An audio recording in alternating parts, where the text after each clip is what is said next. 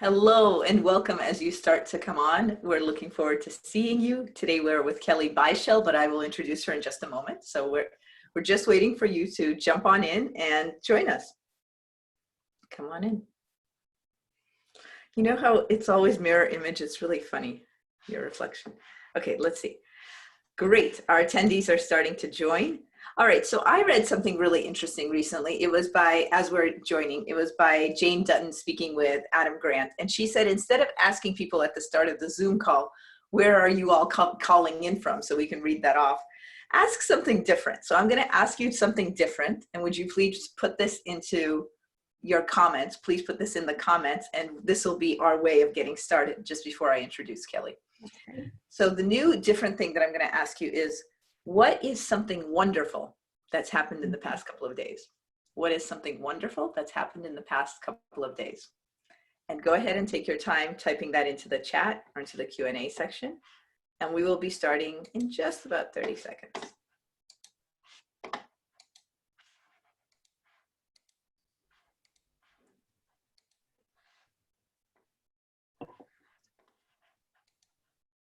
Hello and welcome, come on in. And would you please chat into the chat area? What is something wonderful? I know there may not be a million wonderful things, but what is something wonderful that's happened in the past couple of days? I might repeat this a few times as people jump on. So let us know in the chat, what is something wonderful that's happened in the past couple of days? And in the meantime, we're going to live to Facebook as well, so we'll be doing that. All right, we're starting to get some comments. Increased quality time with spouse. Thank you. Yeah, I actually just commenting on myself. I just had increased quality time with the kids this morning. We danced to their music homework. Why not? A few more people are jumping on. The question we have today is not where are you dialing in from, but what is something wonderful that's happened in the past couple of days? Would you please give us your answers as we're all jumping on? What is something wonderful that's happened in the past couple of days? How about you, Kelly? What's something wonderful that's happened? I was going to ask you if I could. So we're quarantining at our lake house, and so I got a stand-up paddleboard for my birthday. So I've been taking it out in the cold. Oh, great! And it's very invigorating. Oh man, I'm so proud of you. That's exciting. That's really cool. Very cool. So yeah, I'm working on staying on the board because the water's so cold still. Nice. More incentive. Nice. All right, we're going to get started. Hello, everybody. Hello, everyone, and welcome today. Oh, I just have to read this comment before we start. One person wrote, we have baby birds in the nest. That is an awesome sign of springtime. I've seen that before. It's amazing. That's really cool. Mm-hmm. Welcome, everyone. We're here today with Kelly Beischel. And today we're talking about that thing that might be on your mind in terms of working remotely, which is I'm working by myself, but I don't quite feel like I have accountability to myself or to others. I mean, yes, I check in with people and colleagues and customers, but it's just a little tricky. So Kelly's going to walk us through co-working virtually, specifically to decrease loneliness and to increase productivity. And we're delighted because this is something basically all of us could use. Thank you, Kelly. Well, welcome to Kelly Beischel. Thank you. So I have been working on an online business for full-time for 5 years now. And I realized a few years ago that I was really lonely. Like sometimes the only person, if I didn't have coaching calls, the only person I would talk to is when my husband got home from work. And I really started getting lonely and sad. And then I would take naps because I was so sad being by myself. And I thought it has got to be better than this. And I would go to coffee shops and the library and things like that. But I really knew that I needed the energy of others around me to kind of boost my productivity, to boost my energy. And so I started looking into co-working. And if you've never experienced co-working began really in the late 90s in Europe. And then in 2005, somebody in Austria or something created the name co-working, and now it's everywhere. But it's really only been around 10, 15 years in the United States. And it's a place where freelancers or remote workers convene, and they call it kind of a flexible workspace. And there are open tables with chairs around them, and you can work from there. You can, and everybody is working on their own business, either whether it's a business or their own projects, but they work for like a marketing company that is in California, and they might live in Ohio. So they're a remote worker, and they'll be there. They typically have designated workspaces, like designated desks, where you always, you pay for that kind of that space right there. And then it's becoming popular to have offices in these spaces as well, and suites. And you can imagine, because the rent then is just for the suite and the Wi-Fi and electricity and water, and often there's coffee available for free and things like that. That it could be less expensive for a company to do that than buy, rent a whole building or what have you. And in my co-working space, I work out of Novel Co-working, and this is the second co-working space I have worked from. And actually, they have free beer too. I don't tap into that during the day because my productivity would really plummet if I did. So, but now I have an office within there, and I go back and forth about whether the office is a great idea or not. I have a beautiful office, and it's in downtown Cincinnati, but then the loneliness can creep in again because I'm still by myself. So I go out to be and work with others just to get that energy to rise again. So the reasons people co-work is, number one, because they to decrease their loneliness, and they look for enjoyable atmospheres. And just like we talked way in the beginning when Cindy started doing these, and that's important to have a good environment in which to work, whether you're from home or you're in a co-working space, right? And then to interact with others. And 56% of the people say that's why they join it, is to interact with others, and then to build a community around themselves. And so I think of it as community, connection, and off the couch. Because when I started co-working about 4 years ago, I noticed, so I would ask people, so why are you co-working? What's brought you here? And people would say, well, because I had to get out of my sweats, or I had to get off the couch, and I needed to be with others. And so just kind of how we might be feeling right now, right? So, but 89% of coworkers say they feel happier after joining a co-working space. And 83% say that it makes them feel less lonely. So when I read that, I thought, wow, then it's not just me, that it really is a lonely thing to be by yourself all day and not talking to anybody but your husband when he gets home from work.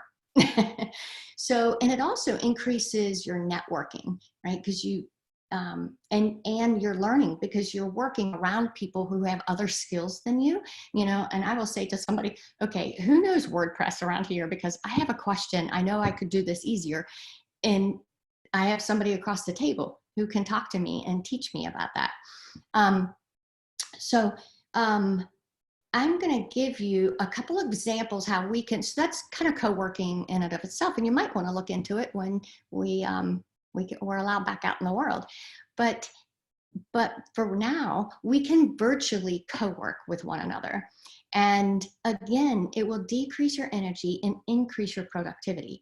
Because when you're around others and you're setting intentions with them about the work you're going to do, then you're more likely to do it, right? So when I started at Novel, I started there a year and 4 months ago, whatever. And I was at a designated desk, and I thought, I better get in there at a good hour in the morning so that they don't think I'm a lazy coach. And so and then I'm not going to just leave early. So anyway, I felt accountable to everyone. And I didn't want to be judged. So a friend of mine, and actually she owned the first co-working space that I had done, but now she doesn't own that, and we actually collaborate on projects and webinars and different things. And we started a Boss Ladies Day. So once a month we get together and we mastermind in the morning and we talk about issues we're having within our businesses. And then in the afternoon we co-work together. And so when coronavirus hit and we couldn't do that, we decided to take it online. So I'm going to just tell you how we did that. So if you're interested in doing that with a group that you work with or to begin your own. So what we do is we check in, and I use a peace and power check-in and then check out. So, and I won't go through that whole thing, but the peace and power is very powerful because it's bringing everyone together, and you state your name and then, you know, what you're here for. And then when you check out with intention, and it just feels like it's a great opening and closure. But anyway, so we check in and then we mastermind using the rooms on Zoom. And so I split, you know, the group up. I think we had 25 last time. So I put them in rooms of 4 or 5 people, depending on how it worked out. I think it was all the groups were 4 except one was 5 or something like that. Anyway, and they had instructions that each person got 10 minutes to talk about their issue and then to get feedback from the group. And so we would just fire questions at each other and, you know, work on one person's issue for 10 minutes and what are some ideas, and ask them questions and kind of broaden their thinking. And then it was the next person. And then we did key takeaways from that. And then the next person went, and you do, you know, the round robin of that. And with the rooms in Zoom, what's so nice is then the host, whoever's hosting it, then gives them in the groups, like we have 1 minute left and you're coming back into the big group. And so it kind of keeps people accountable to the time. And then we came back together and then we checked out. You know, I'm Kelly Beischel, and this was my issue in a few words. And I'm grateful to learn this and this, and the intention for the rest of the day is this. And so then we each did that. And then what we did during that day was then hourly, we hopped back on as hosts, Stacy and I, and if anybody wanted to, you know, we were co-working till 4, so from noon to 4 or 11, I think it was, to 4, then each hour, Stacy and I would be there on Zoom, so we'd bring it back up, and then people would pop on if they had questions or wanted to check in or things like that. Next time, we're going to do it a little longer, for like an hour and a half, because it felt like you'd get started on a thing, and then we'd have to stop and then go back into the room and check to see if anybody had questions and then come back off. So, so we're still kind of playing with that, but it went so well that Stacy and I are going to continue to do remote co-working, you know, Boss Lady Days. And even when the coronavirus isn't here, because it was so powerful. And the biggest thing, whether you're doing it like Stacy and I did, or like the next example I'm going to give, is setting intentions for the time that you're going to co-work is most important. So the research shows that accountability, when we state publicly, when we commit to our goals publicly, it gives you at least 65% chance of completing them just by stating them publicly. But if you have an accountability partner, like a partner on Zoom, that you're saying, okay, this is what I'm going to achieve in the next whatever number of minutes or hours or days or whatever, then your chance of achieving that rises to 93%. So I think we should all be co-working every day together. So my son, our youngest son, is in Michigan, and he's in doctoral school, and also he's teaching at Michigan. So I've been encouraging him to let's co-work sometime together. And so anyway, finally he reached out to me and said, because I know he's really lonely because he's living by himself and he's really lonely. And so I suggested we co-work. And So one day last week, he wrote and texted me and said, "I would love to co-work. Could we co-work tomorrow? Because I'm having a lot of ups and downs in my productivity." And he's writing papers and doing research, and he really needs to get moving on it, but was having a hard time with it. And so we got on Zoom for 4 hours. And so I said back to him, I said, "I would love to do that. Here's my Zoom, and you need to come with an intention for the time that you're co-working." And he's like, "All right, boss lady." So, but he did, and so did I. And we used the Pomodoro technique. And if you've not heard of it, it's so you set it for 25 minutes and set a timer for 25 minutes, and you work just on what you set an intention on. So that day he was working on a piece of his paper that he was getting published. And so that paragraph, and then for that 25 minutes, and actually last week, I think I was working on a webinar. So, and we would, so we would tell each other our intentions, and I'd set the timer. So at 25 minutes, it would go off. You get up for 5 minutes, walk around, and then get water, and then come back and either set an intention again, or we did it for the 50 minutes, but then we took the 25 minutes. After 25 minutes, we took a 5-minute break. And then after 25 minutes, we took another 5-minute break. And then at the top of the hour, we told each other what the intention we had for the next 50 minutes. But we stayed on Zoom, and I really liked that better because, one, I got to see my son for 4 hours. That was awesome. But then also, I didn't divert myself, because even if you co-work and you just come back on every couple hours, I just feel like, maybe it's just me, but I can get easily distracted. And but this way, when we were on Zoom, I would see him, he would see me, and we'd be working on our own thing, right? But we'd be on the camera, and it worked really well. And we're going to do more of them. I was more productive then than any other time during the coronavirus. So I really highly suggest getting on Zoom or some other, whatever platform you use, and keeping it on. And then, tell each other your intention for the next 50 minutes, take a break at 25 minutes and for about 5 minutes, and then come back and keep each other accountable. And then it can be fun. And if you have questions, you've got somebody right there. And, you really build into one another, and it doesn't have to be the same thing. I was working on webinars, and he was working on his research and grading. So anyway, I highly, highly suggest it. And the accountability and making sure you set your intentions is key.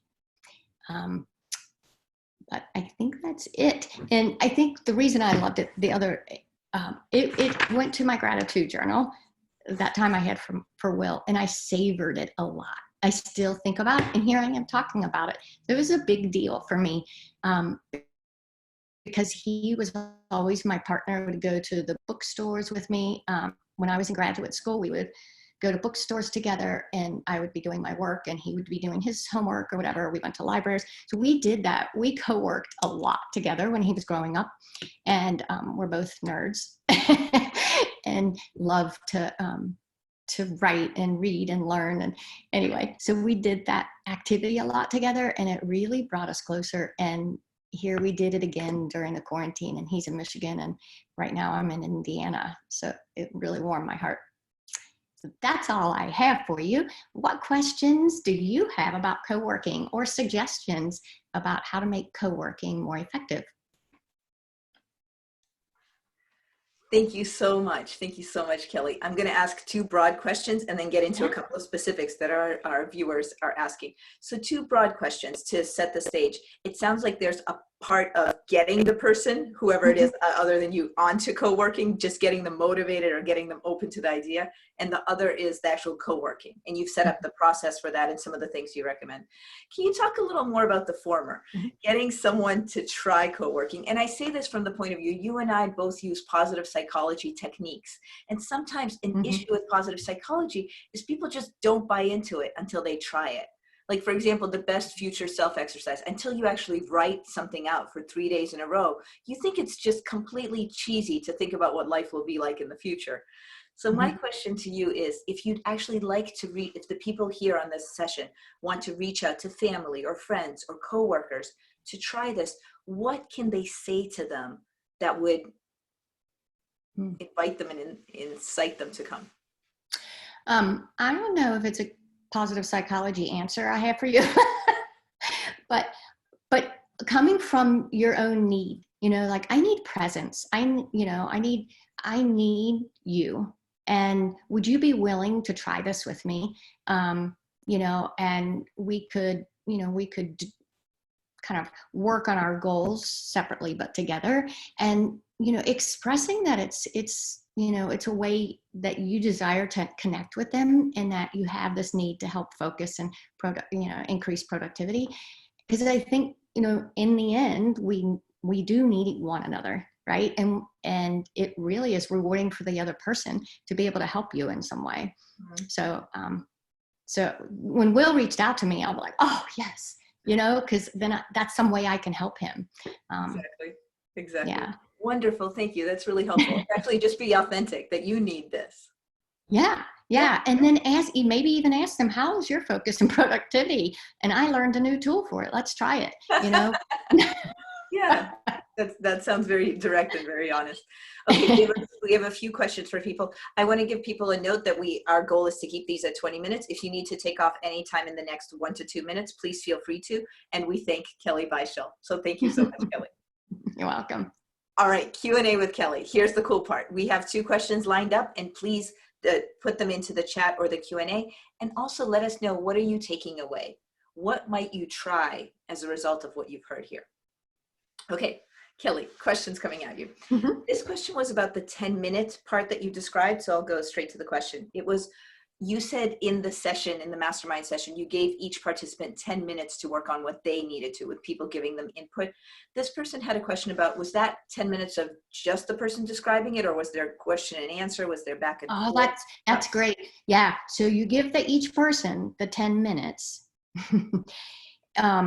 Because it depends on how long you have, right? I mean, you could mastermind all day and give longer times, but so that is, and everybody needs to arrive with what they want to talk about. So if they have a question, they need to kind of formulate that and get real good and clear on it, so that then they can ask the question and then get as much feedback as they can. So if you can say, like, I'm having marketing issues, with social media, and what are the best platforms, or how do I know, or do an analysis on them, or whatever.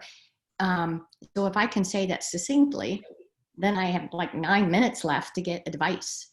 Where you can go back and forth with those people giving you advice for clarification. Right. So it's your 10 minutes. You have the 10 minutes to use in however it would be. Okay, thank you. Yeah, but you have, and I should have said this, you need to have a timer, a person who's willing. A person who's willing to stop people. Right. That person, the bulldog. I'm not good at that, so I always pass it off. Okay, we have other questions coming your way.